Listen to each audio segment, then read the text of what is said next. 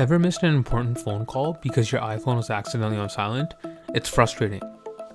Today I'm going to show you 3 foolproof ways to turn your ringer back on, whether you have a brand new iPhone or an older model. Stick around until the end because if your phone is still silent after these steps, I'll show you the one hidden setting that's likely the culprit.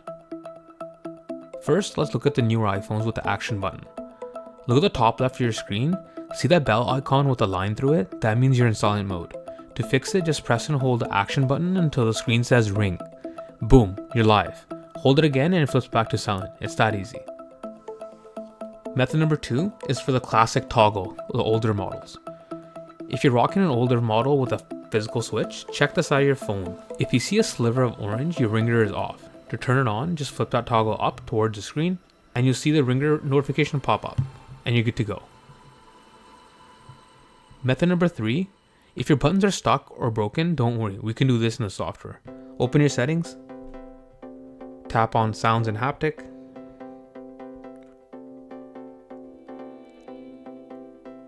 toggle off silent mode right here. Pro tip, see this slider under Ringtone and Alerts? If this is all the way to the left, your ringer is effectively muted even if silent mode is off. Crank that up to make sure you actually hear those calls.